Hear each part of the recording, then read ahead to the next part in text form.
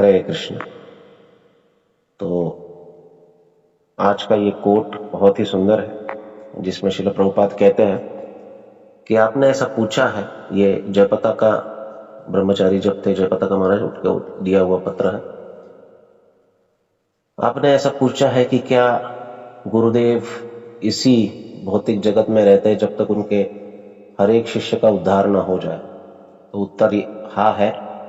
ये नियम है कि जब तक हर एक शिष्य आध्यात्मिक जगत में स्थित नहीं हो जाता है, तब तक गुरु को बार बार उसका उद्धार करने आना होता है। और अगर कोई सोचे कि मेरा गुरु बार बार आकर मेरा उद्धार करेगा तो मैं कुछ भी करूंगा तो भी चलेगा, तो ये एक अपराधयुक्त बुद्धि है। अगर कोई अपने गुरु से अपना संपर्क तोड़ दे, अपने गुरु की आज्ञा का पालन न करे और फिर सोचे कि गुरु मेरा उद्धार करेगा, तो वो गुरु का आश्रय, गुरु की कृपा की अपेक्षा नहीं कर सकता है, क्योंकि ये अपराध हो जाता है और फिर गुरु कुछ नहीं कर पाते। तो ये बहुत महत्वपूर्ण स्टेटमेंट है प्रभुपाद जी का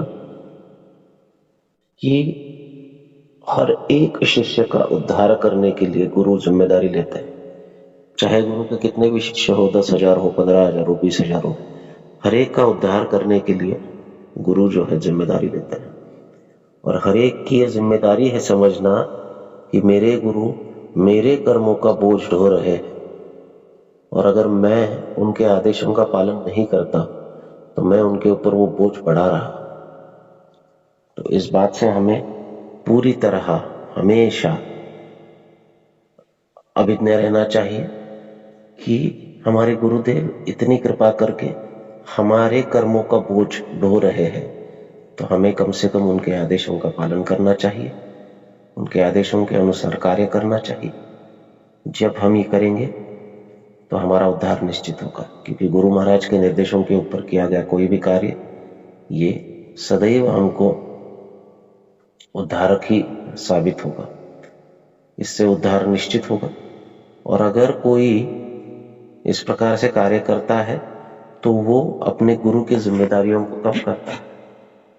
इसके विपरीत कार्य करने पर हम हमारे गुरु के कंधों के ऊपर का बोझ बढ़ाते हैं, और ये कोई प्रामाणिक शिष्य का कर्तव्य नहीं है। एक प्रामाणिक शिष्य गुरु के जिम्मेदारियों को अपने कंधे पर लेता है और गुरु की सहायता करता है। एक नालायक शिष्य गुरु के कंधों की जिम्मेदारियों को बढ़ाता है और गुरु के ऊपर निर्भर रहकर स्वयं भोग में लग जाता है। ऐसे शिष्य का पतन निश्चित है। वो चाहे कुछ भी हो, उसका प्रगति नहीं हो सकता, क्योंकि ये अपराध है, ये गुरु के प्रति अपराध है। गुरु के प्रति जब अपराध होता है तो फिर उसे भगवान भी तार नहीं सकते। हरि स्थाने अपराधे तारे हरि नाम, दोमा स्थाने अपराधे ना ही परित्राण। गुरु के प्रति अगर कोई अपराध करता है तो उसका कोई परित्राण नहीं है। इसलिए शिष्यत्व जब हम स्वीकार करते हैं तो हमें बहुत सतर्क रहना होगा कि गुरु के प्रति हमारी जिम्मेदारी समझकर उसका कार्य हमें करना चाहिए। हरे कृष्ण।